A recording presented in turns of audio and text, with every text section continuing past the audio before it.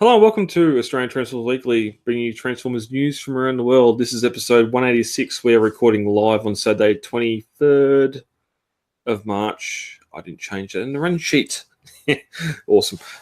Tonight, we're looking at a barrage of new Bumblebee movie news and DVD release information. Unfortunately, we do have some sad news to briefly discuss. And we got a new Seeker coming from the third-party market. All that and more coming up after this.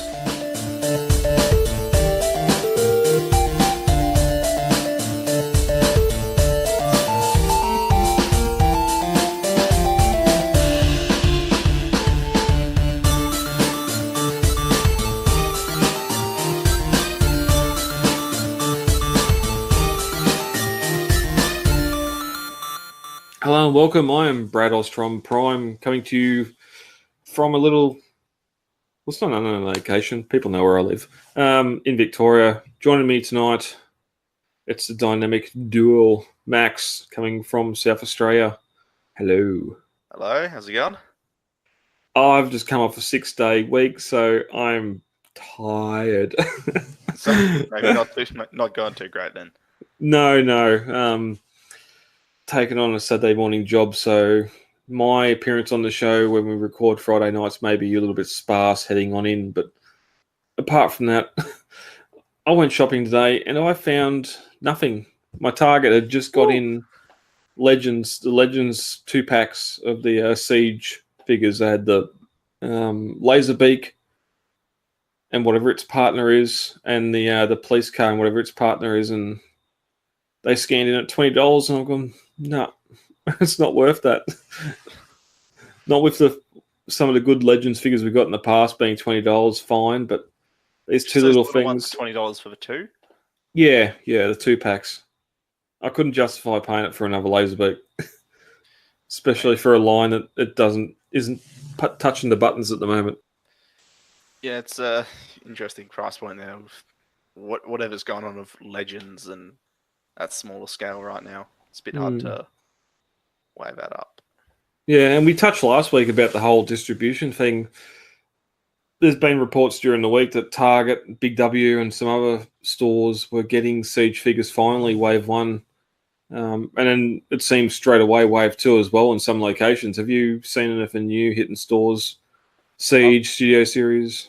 I've literally just seen the little figures from Siege. I've seen nothing of value anywhere else. And granted, I don't go to retail that much anymore, but that's halfway because there's nothing there. This may go into new acquisitions, but have you seen any bots? Yeah, I haven't. I mean, they're not my thing, but I haven't even seen those. I'm like, yeah. I work in a supermarket with a toy section. I haven't seen them there. There's still the little blind bags from last night on registers here in shops. Like, you'd think that'd be the perfect prime opportunity and spot for bots to be those little registered toys.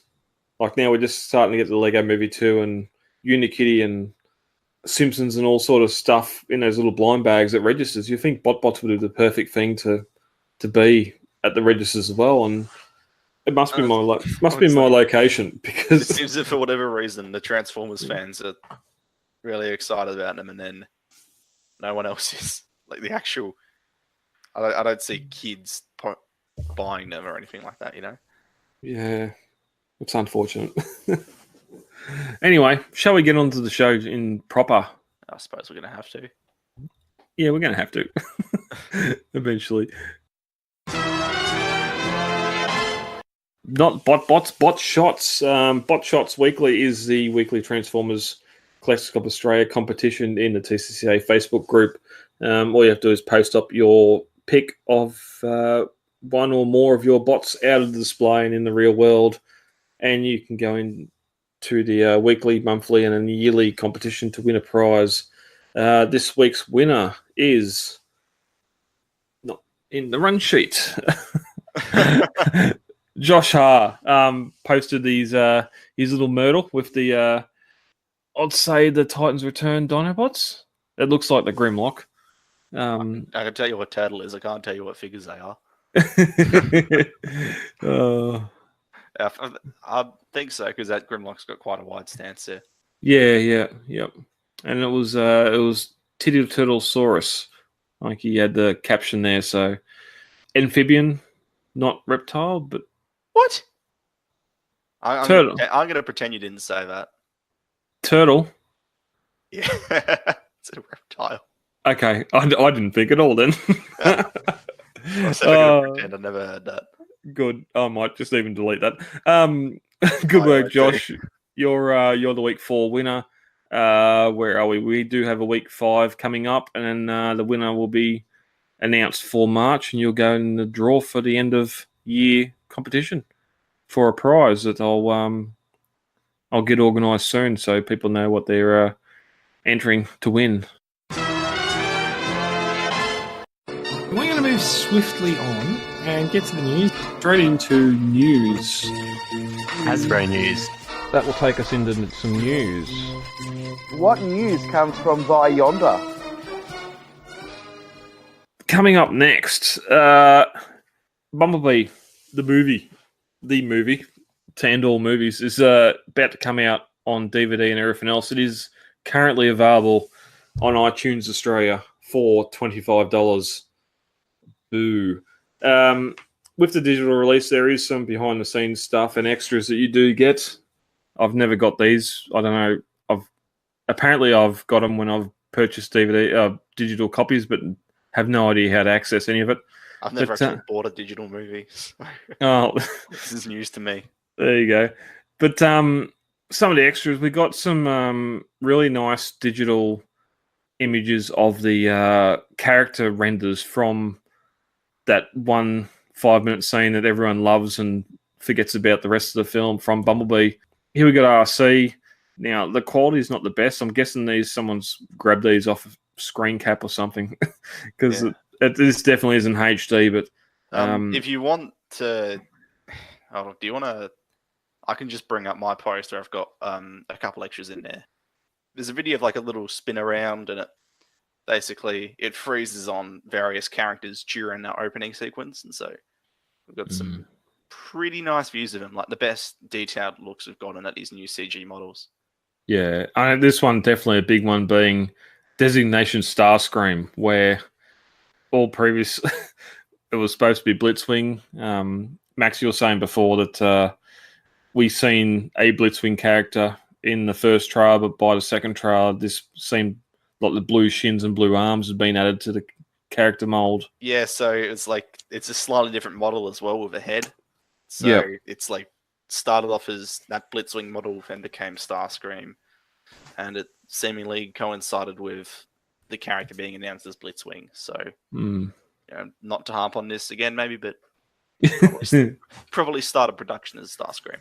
Well, you may as well, because it's not going to come up in the deleted scenes or anything. Come up a little bit later. It's like that G1 Megatron deleted scene. Yeah, it's like we're never gonna actually know what that Megatron looks like, and it's a real shame, because like seeing that Megatron and figuring out what exactly went on with Blitzwing and Starscream would be two of the biggest unanswered questions from a movie. Well, we might, but we'll get to that in a couple of stories' time. If it's like the other movies, then we'll find out 10 years down the track. Yeah, yep. Yeah, it's gorgeous. I love the Sega design. You got RC here. It's interesting in the alt modes too. It looks like they've just copied things off Wikipedia. It says car, motorcycle, spider. Like, it's not for the movie itself. It's just RC as a character over the years. And that's a good thing about these modes that we get across the board. There's no apparent alt mode kibble. They're on Cybertron. There shouldn't be any Earth modes here whatsoever, even though Prime... You get things that are like, could be parts of alt modes, but it's not explicitly that is from an Earth mode. Yeah. Like you can't tell what RC turns into here. You look at the things in their back and it's like, yeah, she probably turns into something, but you don't know what. Well, it's a backpack. Yeah, it's kibble. Yeah. It's interesting too. Like, there was a lot of talk about, this is such a short scene. Why do they make up all these new models? Well, if you look closely at RC, and you can see this on a couple of other characters in terms of their hands and sometimes in the crotches and feet as well. RC here is actually almost like reuses a lot of the Shatter, of a model from Shatter. So her arms from her biceps down, those are just straight up Shadow's arms. Those legs there, you can see her feet, Shadow's feet, with the extra boot going around it. And then the reason why she's so bow-legged would be because, like, the actual animation model that's underneath Shadow's detailing would have had those massive bow legs, and so they've just reused that. Hence why RC looks a bit odd here.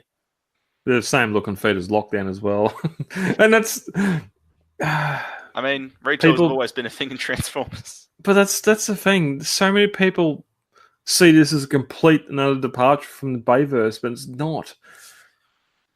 Well, I think aesthetically, it is. Even bronze even jump then, ship. Even then, I do like that these are G1, but they're not pure G1. You know, they're updated. It's a fine update. They're creative. It's like iconically Transformers, but not slavishly. You can see this. You can see it, and you can see that's Brawn. Yeah, but it's not pure just G1. No, Brawn, you know, he's got a circular like collar around his neck instead of like that big box. You know, he's a bit more rounded off. The head's quite different. It's like it's a really good way to do it because everyone looks at that in the movie and goes, "Oh, that's Brawn. Like that's really obviously Brawn." But it's also their own take on the character. Yeah, the 2 seconds he was on screen, I was like, "Oh, there's Brawn," and then it was gone again. Like he's clearly got Bumblebee's feet. Like again, reusing molds as well. There's Bumblebee's feet right there. Those stupid robot work boots that they got, but that's fine. Like you can do this. I just hope we get figures for these. I mean, there's a Soundwave rumored, but for me, honestly, I'm surprised to see nothing of the Seekers. Yeah, because Blitzwing was such a big deal in the movie, and he's got his incredible transformation sequence, and it's like, nope, no Blitzwing. Not to mention all these Seekers you could repaint. Yeah, the repaintability of it all is just astounding, and you're not going to touch on any of it. It's just, do you not want to make money? And people would buy them. Yeah. Like on Wheeljack here as well, if you look at his arms there, it almost looks like, you know, it's designed to look like the front of a car split apart. You know, like it looks like a toy. You know what I mean? Yeah, this also screams like a Waspinator to me as well. Just the chest, the wings. He does have his proportions are a bit odd, aren't they, for a Wheeljack? Yeah. Cliff Jumper as well. Yeah. Again, much of what we've seen with B. Yeah, incredibly happy to see how well that design blended into the G1 stuff. Yeah. I know, like even like here we go. We got the first alt mode or robot mode now that has wheels on it. But even like they're not Cybertronian. Yeah, they couldn't. They might not be wheels. They might be like hover pads, magnetic maglev pads, or something. But yeah, it's just Prime changes wheels between Cybertron and Earth. Like but it's just clearly there's no real Earth mode there. It almost looks like the front of the Prometheus from Prometheus, like in his chest, just that cockpit space shuttle spacecraft like chest on him. Looks like a slightly more G1 version of the Fall of Cybertron design. Yeah. It's interesting too. You compare Ratchet and Ironhide. Oh yeah. Laugh at me. I can't tell between the two, but it looks like maybe they're in the same sort of stance. It almost looks like they've slightly tweaked the sizes of a couple of the parts on the two to make Ratchet a bit slimmer. Yeah, the chest's definitely not as big. Whether some of those windows aren't painted, and it's like they're practically in the same stance. Like just that they just scaled things down a bit so that they have the same look, but they're it gives off a feeling of Ratchet being a medic, Ironhide being a big bulky soldier. And we have Shockwave as well. He does have a big gun arm. He does. It's one of the larger ones I've seen. It's quite thin legs as well. These are quite directly referencing the toy. We commented about that in the trailer, didn't we? About those legs, those big thighs and little legs. I don't know what it is there, but it's their own take on it. I can respect that. It's interesting. I don't think we have any images here because they're just sort of floating around a place. But there was like in the 360-degree render of him, like there's like spikes on his chest that sort of reference the Prime Shockwave design as well. Oh, nice. And interestingly, like people say it might be because of reused assets, but I haven't been able to find anything matching this. But on his forearm, there's actually like a dulled Autobot logo. So I don't know if that's like an Easter egg referencing, potential lore for this new universe that hasn't been explored yet. But kind of, or just like a homage to animated long arm, something like that. But it's pretty cool. Yeah. And finally, we have Soundwave, who we've seen plenty of so far. Interesting, it says Cybertronian Jet there. Yeah. Which, I don't know, and that, given that's the first one up there, I think that might give us an indication of what the rumored Voyager figure for him might look like. Cybertronian Jet, Cybertronian Tank. MP3 player. There's a lot there. I wonder if they just pick one and maybe the cassettes are the tank and the jet. Well, the other ones all seem to be like, the first alt mode listed is the Cybertronian alt mode. Yeah. And the one that seems to be from a movie. So maybe in Soundwave's case, that jet is going to be what the toy ends up turning into. I wonder. Sorry. It could be the same as like War 4 and 4 of Cybertron, where he has some sort of data recording mode or something, and he has the cassettes or whatever in his chest. But I don't need this to transform into a cassette deck. No, yeah, he's not on Earth here. Yeah. If he's got some sort of jet mode or tank mode or whatever, I don't see any issue with that. Alt mode isn't a concern when we're talking here. I don't know why people would be, to be honest. It's a silly thing. This is just, you just want this representation of Soundwave. Oh, people still complain that Megatron's a tank or a jet and not a gun, so... I don't know what to say to those people. There's one more photo. What is that? That is Ravage from the front, so it's not a very good photo. He's armored up. Yeah, he's certainly bulked a bit. It's slightly off topic, but one thing I didn't think about until recently that I did quite enjoy in Bumblebee was that, Ravage was in the film, and he's quite a small and it would seemingly an insignificant character. They actually play him up as such a big threat. Ravage of all characters, and it's this whole scene. It's Ravage, eject, and then he's the guy that takes down Prime. I don't know, I just thought it was a neat touch that Ravage specifically was such a big deal. I think that's all she wrote for those. Yeah.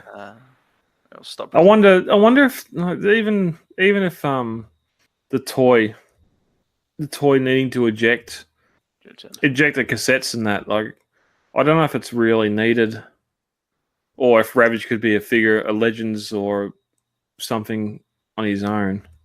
The one thing I did want to bring up is, this not just a video game load screen or character select screen? It does look like that. Like I seen this the Fall of Cybertron comparisons day one. Well, I've seen this in Armada. Just selecting Prime or Bumblebee. We'll have more on this as the release. Well, as I said, the digital release is out now. I think there's different special features with each release, stupidly.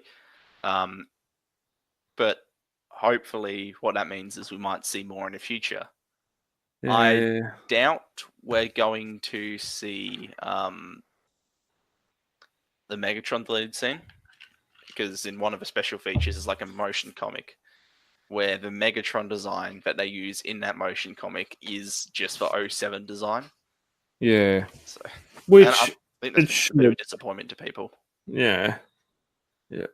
And that's the thing, I've purchased the other 5 films digitally before, just so I can have them digitally, and that's 2.5 free gig of space for a movie. I know you hit play on the movie and you watch it. I don't know how the hell you access any of these special features, so a lot of the stuff's wasted. I didn't like Bumblebee enough. I'm not paying $25 for a digital copy. I'll get it for $15 or $20 and just rip. the DVD from that. But that's not the only Bumblebee news we got to talk about. As you mentioned before, deleted scenes and featurettes. Apparently there's one deleted scene, or two deleted scenes. One of the original opening of the movie showing B escaping from the soldiers and talking to John Cena. And also another one with Charlie and his little brother. Thank you, TFW. Yeah, okay. Charlie and her little brother washing and cleaning Bumblebee after she brings him home from the scrapyard. Apparently Luck is not with them, so maybe Bumblebee doesn't appreciate having a bath, but I don't know how that would affect the rest of the film when she discovers his Bumblebee in the garage. Overtones there. Yeah, unfortunately, a lot of the stuff we've heard about what's been cut from the film, what was changed for the final screening, doesn't appear to be on the first release anyway. I'd love to, like the other week we got that big in-depth discussion from TFcon, about going into all these details about what got cut and changed, everything in Age of Extinction. And I would love to hear something like that for this movie. I doubt we ever will because of whatever the hell happened in development here. But God, all the weird things about how the movie's changed over the course of the time it was in production would just be fascinating to actually know, as opposed to just play guessing games about. Yeah, and I hope there's a featurette Bumblebee featurette brings the hero from storyboard to screen, which they got Travis Knight, they got Scott Benzer on there, which is the ILM animation supervisor, Jason Smith, who's the visual effects supervisor, and Alison Farmer, who's the digital artist supervisor. One big problem I have with behind the scenes or featurettes about the making of is they all made as if they're coming out before the film. So nothing's there's no spoilers, but they don't talk about plot or anything of the film. It's just all marketing BS. If you got these people, especially ILM supervisor and that, sitting down to talk about the film, say, hey, okay, you're talking about this, it's coming out with the film or after the film. Show us everything. Tell us everything. I doubt they will, because if they do that, it's not the best look in the world, is it? It's like, hey, we'd love to know, but well, they could sit there and say something easy and simple like, hey, we first designed this Starscream and then all of a sudden we had to change it into Blitzwing and done some alterations in color here and there. It's the same mold, but it's got different colors or something like that. It's a spoiler for the film, but it's not detriment to the creators or anything. It just, yeah. It'd be enough bit of transparency as well, I suppose. Actually, yeah. It's I'm just kind probably of frustrating not knowing. Yeah, yeah. But even you get the Travis Knight on there and oh yeah, we're making this film. It's going to be fantastic. Just wait to see it, and then we get some cuts of the trailer and just shit like that I just frustrates the hell out of me. This is coming out on the DVD release after the film's released. People have seen the film. Not too many people are buying the DVD without seeing it at cinemas first, so they already know what's going on. And you're going to sit there and make behind the scenes featurettes and everything else as if it's going to be played as a trailer before you go and see the film. It frustrates me. Why even bother? You're not adding anything new to the film whatsoever, apart from you sitting there saying, "Go see the film. It's fantastic," even though we've already seen it and paid the money. I mean, there's a difference between adding something to the film and also just promoting it. I get where you're coming from, though, but really, it's pretty common. Yeah. Not since Dark of the Moon have we seen a tie-in comic for a live-action film, and we're getting a Sector 7 Adventures Battle at Half Dome comic run. It doesn't say how long it's going to go for. No, that's digital. So we're going to have a short, I'm going to say it's a short run comic series of Bumblebee.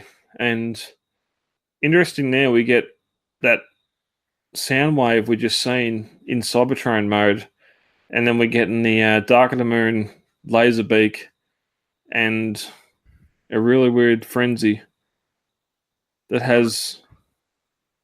He's got Prime Starscream jet intakes on his shoulders. Don't ask me what's going on with that Rumble. Yeah. It's not the fact that he's blue and Rumble. Well, it's blue, so we're gonna say, it says N Rumble, yeah. And Ravage, which is a lot more wolf-like, especially Ravage in that looks face. fine to me. Laserbeak's weird. Like it's definitely it's not a Dark of Moon design. It's a hybrid. Laserbeak with feathers doesn't do it for me at all. I feel like the point is he's a bird like a Cybertronian. He's not a bird. He doesn't like flap his wings. I don't know. It's mostly me being pedantic, but it's a weird little thing. Well, that's definitely a Dark of the Moon toy with those red tip feathers. But then they're here fighting him when Cena arrives, it seems, because that's definitely the that early B design where he's the Willis Jeep. That's Braun. The where? Muscle. Oh, okay. That's interesting then. So we're going to see what comes out of this comic as it gets a little bit closer. It is interesting that's Braun there, so... Yeah, he basically just shows up and punches Soundwave. Interesting error on Earth. Moving on more into their movie news, that apparently the Optimus Prime solo movie has been halted, and they're going full long into a Bumblebee 2, which I don't know why Bumblebee 2 couldn't be a Prime movie. Apparently Bumblebee 2 is like a Prime B buddy cop movie. Yes, and unfortunately, of course, Lorenzo has been saying things and has stated that it's going to be a buddy cop movie. Probably. Don't let this man talk. It's probably going to be like Lethal Weapon, which a lot of people don't know about, don't remember, don't care about, and that Optimus Prime's role is going to be most likely like Danny Glover's character in the Lethal Weapon movies. I don't want to hear Optimus Prime saying I'm too old for this shit. I don't. I kind of do, to be honest. now that you said that, it's like I can taste. Well, it might. That's what I want. And might make it more understandable why the flip gets switched, and he just comes out in Dark of the Moon and says, "I'll kill you all." I'm beyond too old for it. I'm just going to kill you all. Yeah, and again, there's been a lot of discussion too about Bumblebee being the sidekick or Robin to the Optimus Batman, if you will. Max, you've got a couple other things there to add to this as well. Lorenzo has been talking profusely. Basically, Paramount stopped letting Lorenzo talk because he doesn't know what he's talking. So on the same press tour, he says a whole lot of contradicting information. So first is that the next movie is going to be a sequel to The Last Night. He's like, no, the next movie is going to be a reboot, but just a big Transformers movie reboot. He's like, oh, well, okay, next movie is going to be Bumblebee. So Bumblebee 2 is going to be Bumblebee and Optimus Prime. And he's like, oh, well, there's also going to be, like, yeah, it's like there's going to be another movie that's going to have more character and more action in it. And it's like, I think he means that. I think he means Bumblebee 2 and whatever the other movie is, but we don't know what the other movie is. So we know Bumblebee 2 is happening. That's in the pipeline. And that's going to be Bumblebee and Optimus Prime. And we know that there is another bigger Transformers movie coming. And we don't exactly know what that is yet. And because that's Lorenzo's both said that he has said that it's he said that it's a sequel to The Last Night, and he's like, oh no, it's a reboot. and we don't know if that reboot means like that Cybertron set movie that has apparently been in production, or if a reboot means something totally different. I'm going to put on the table now. In the next 6 months, we're going to hear news officially that Michael Bay is returning for Transformers 7. It's going to be a continuation. He was so tired of after 5, you can tell. Yeah, but he's done nothing since. The yacht uses fuel. He needs to pay for fuel for the yacht. You're not. Has he not done anything since? No. Yeah. Maybe that's the movie just wore him out. He's like, wait, hold on. You're telling me I can make a crap movie and it doesn't make $1 billion? All right, I'm done. It's very confusing because Lorenzo contradicts himself a lot. He contradicts other people a lot. And generally speaking, the man in charge of the entire Transformers movie franchise doesn't know what he's talking about. Well, one line here stating that an Optimus Prime movie is like making an Obi-Wan Kenobi movie. It can't be done. An Obi-Wan Kenobi movie can be done. Disney don't want to spend the money on it if it's a bomb or whatever else, especially after Solo, which is a shame. The issue is people wanted Obi-Wan. They didn't want Solo. Well, and it's just... I think people... I suppose on that same token, no one really wants an Optimus Prime movie, do they? But no one's clamoring out going, hey, make a movie just with Prime. They're going, hey, make a Transformers movie. Yeah, but you go back to after last night come out and we're talking and all of a sudden we heard news there's going to be a solo Bumblebee movie. I don't think any of us could have imagined what that would have been at the time apart from a robot with no voice box taking on for refuge. A long time we thought it was all going to be terrible. Oh, wait, that's exactly what we got. All the key art and everything was just like, it was just Bay Bumblebee. And so it was like, wait, is this just going to be Bay Bumblebee in the past and it's just Bumblebee with nothing else surrounding him? And it all sounded pretty horrible. And it turned out, by most people's measures, pretty good. Yeah, okay. By most people, okay. Not minority. Okay. They got some good characters around them, so yes. I think but that's the problem. They're like Marvel, Disney, they're just bloody... What's her name? Captain Marvel's about to hit $1 billion when it was only projected to do like... Thank you, iPad. Like it was only projected like 400 or $500 million they were expecting. It's gone like way beyond that. You've got that budget. You've paid for it. It's just money-hungry people in production studios and not top that goes, oh no, we can't do an Optimus Prime by itself because we'd have to spend $100 million on the budget and another $50 million on marketing and maybe only get $400 million in the box office. It's just weird. It's weird how the whole thing works. No kidding. It's odd, the way that they bankroll things, considering, especially when we consider stuff like the last night's budget. But again, like here he says, when I heard that the movie Bumblebee will be made, I was wondering what Optimus would think. Bumblebee was supposed to be Optimus's sidekick. No, he wasn't. That's why I wanted to write Optimus as I drew him in Bumblebee in detail. He's not Robin. He's a scout. He also he acts like he's a guy in chat who made the script for Bumblebee.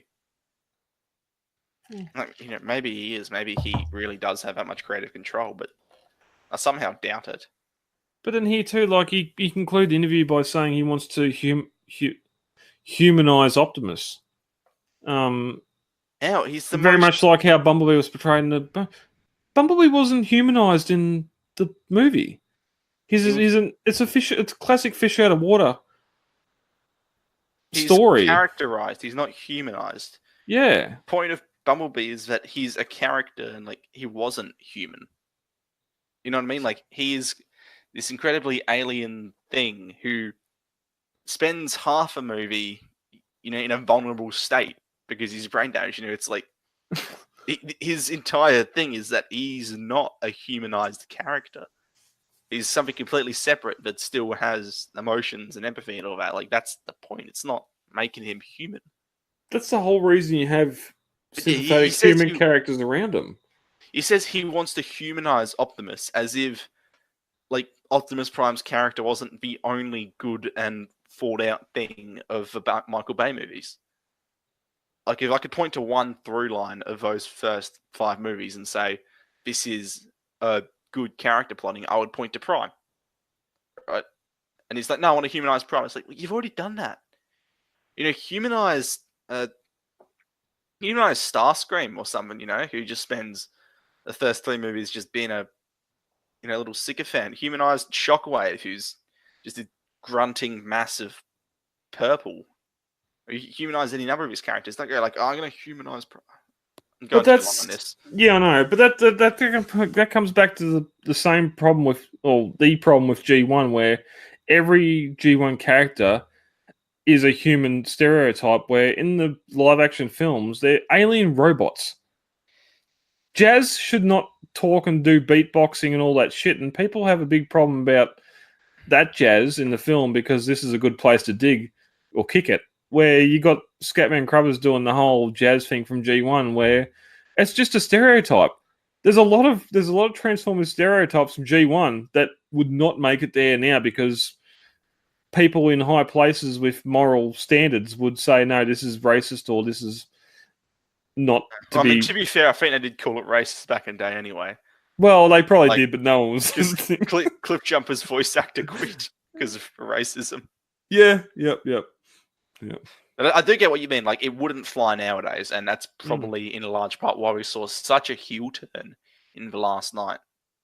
But it's not just that. Like, there's lots of things. There's the argument we've heard the classic argument about, like, even the 07 movie Megatron not being much more than shredded metal and that. Well, it's an alien robot, but then you turn around and have Drift or cartoon Windblade being completely human faces on a robot. It's just, but people love it. It's just, yeah. That's interesting. I'm not sure which one's worse, to be honest. Yeah.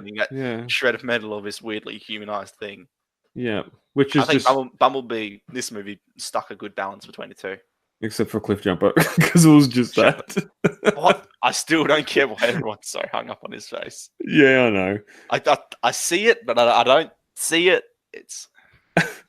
I mean, the biggest takeaway from that whole debacle with Lorenzo not knowing what he's doing was that he has said he wants the next movie to have more character for the Transformers, but also more action. So I'm like, okay, good, you're learning. That's what we want. That's the biggest complaint of the Bay movies and the biggest complaint about Bumblebee. You know what people want to hear. Good on you. Now actually do it. Yeah. But if Lorenzo, of all people, is taking that to heart, then I'm hopeful for the future of the movies. Yeah. The moral of this news story is, let's just not report on it. And Lorenzo says that maybe you'll disappear. It's not a half bad idea. Oh, speaking of half bad ideas, it is with great sadness this past week the Transformers community has lost the writer from Beast Wars, Larry DiTillio, who Beast Wars was my G1. I grew up on that, and there's a lot of the episodes in that series that he penned. Like the last one we said goodbye to was Nimoy, which, okay, Sentinel Prime and Galvatron, but Larry would have penned a lot of the stuff I look forward to and watched 4 o'clock on a weekday afternoon when I got home from school. So it is a sad day for that. Max, this may be insensitive, but I don't think you're born then. No, I was not. Oh, and that's probably a good place to leave that. No, I mean, it's a shame. Especially with someone whose writing was so reputable. Yeah, and it's just the fact of life. Like it's not. Hopefully, it's further away, but we're going to start seeing Peter Cullen and others just because of age. Frank Welker, like they're probably in good health. Such a young franchise, so we haven't dealt with that yet. Yeah. So let's move on to some happier thoughts, maybe. Make Toys have released images of their new Seeker MTRM-11G2 Screamer. A lot in the title, but they're doing a G1 version of G1 Starscream. Yeah, so I think they've haven't really milked this model that much, but G2 Starscream as a TFcon exclusive seems like a good option for it. Yeah. I mean, I'm astonished at how well the colors work here, to be honest, because like some G2 color schemes are like really gaudy and then they work because of that, whereas this isn't particularly gaudy, it's just bad. But, I don't know, Make Toys somehow, I feel like they got it to work a bit. Maybe it's because the mold is so inherently good looking. Like, it's a beautiful looking figure. I mean, even just the alt mode, like, that is insanely good looking. yeah, I love this thing. I've got the G1 version on the shelf, and it's just, I think it was might have been a figure of the year for 2017. It was really quite something. Like, all my G1 Seekers are in alt mode because, frankly, the bot modes are absolutely horrible. But the alt modes look fantastic, and it's a beautiful jet as well. Like, yeah, iconic. Yeah, I should correct. I did say it was a G1 version, but it is the G2 version. Yeah, that's fine. You could have saved yourself. I was about to say, why is his chest purple? That would be why. But even though he's got the G1 stickers inside his air intakes there on the shoulders and that, so yeah, they I didn't on the wings and everything. I don't see any Quite Decepticon. Yeah, no Decepticon logos on the wings. You don't see any space for them. Well, they're not. Oh, of course they wouldn't be on there because they're not official. That was a brain fart. I am tired. Next up, we have some images and more news on the Ghostbusters crossover. We got a preview of, I was going to say episode 1, copy 1, where we have Kremzeek making an appearance. And one news story I seen released today, apparently Egon is trying to capture Ghost Starscream. So they are really crossovering. No, neither of those work. They're really going for that crossover between Ghostbusters and Transformers. It's a very classic art style there. And you got the Gozer scene where I guess Giant Marshmallow Man is replaced by Ghost Starscream, and then Megatron gets pissed off and shoots Starscream. It's interesting.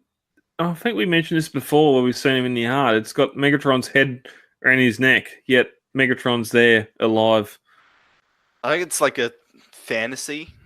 Like, this is Starscream's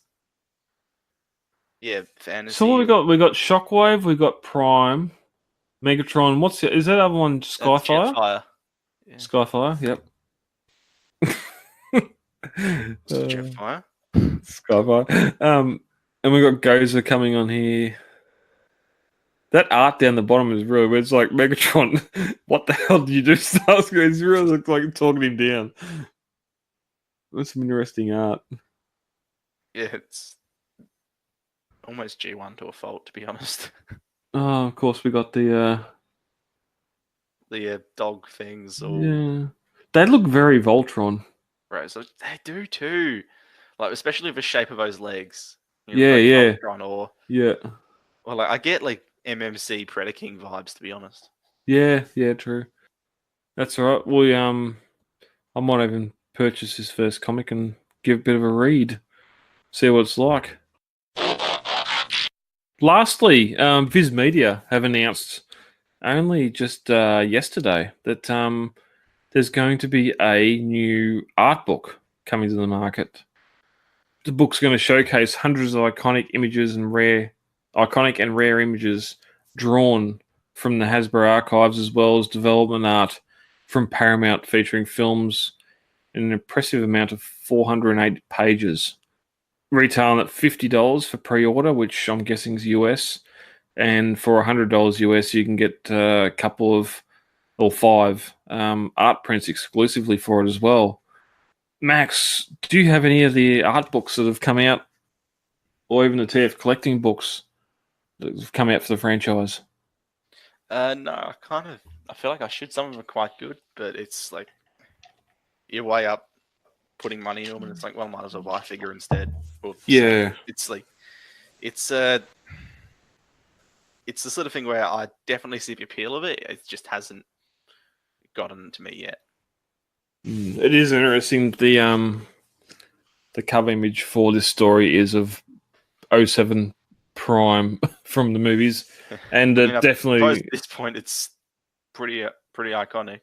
Yeah, and it's saying here that they're going from Paramount Studios feature films. So a majority of this might be film related. If this is concept art for the films, I'll be quite happy.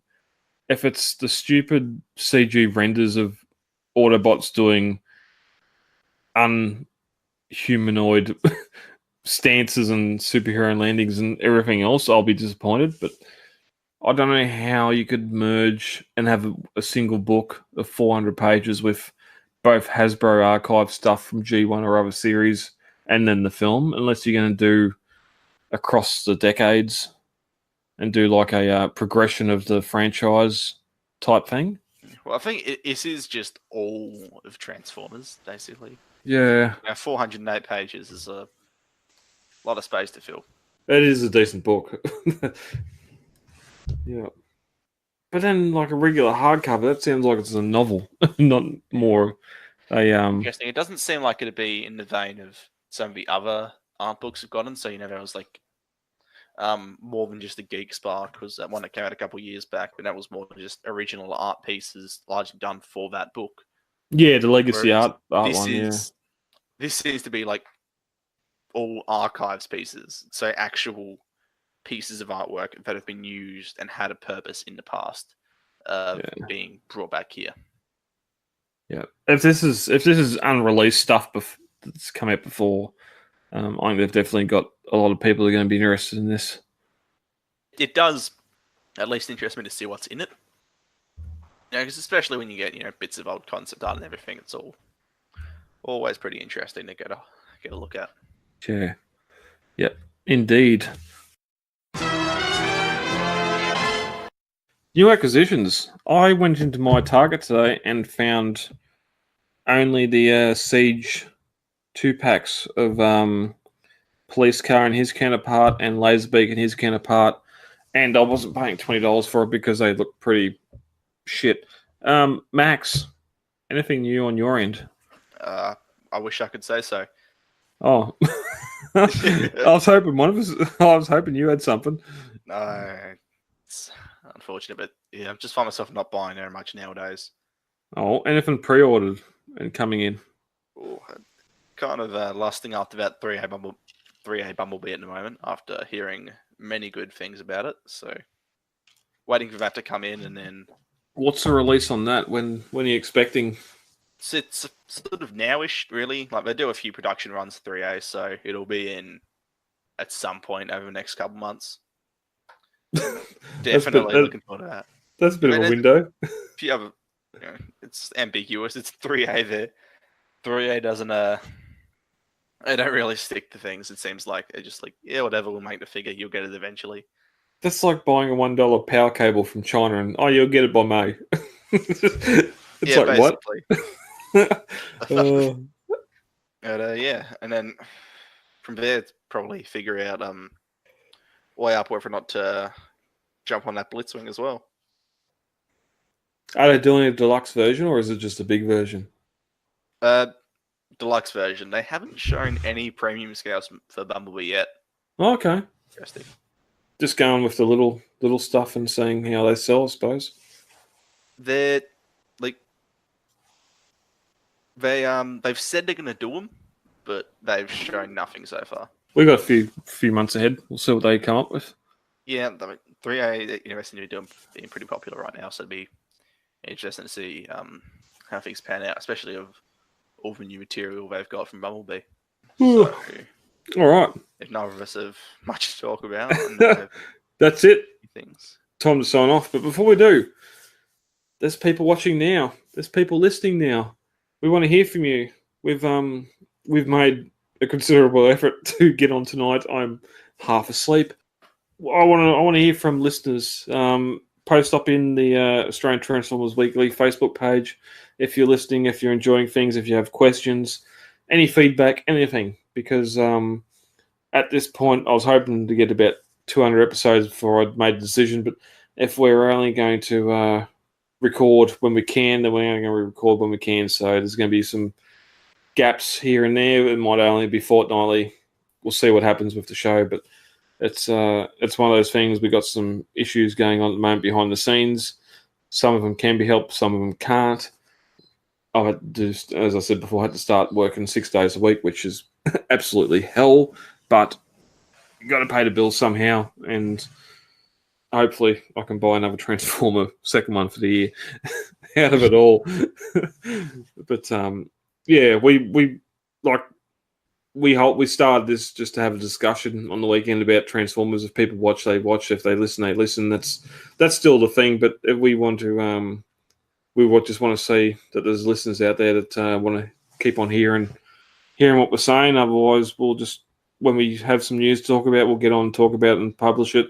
If it's every second week, if it's every third week, if it's once a month, that's how it'll be. We'll just see what happens and wait to hear what happens and from listeners.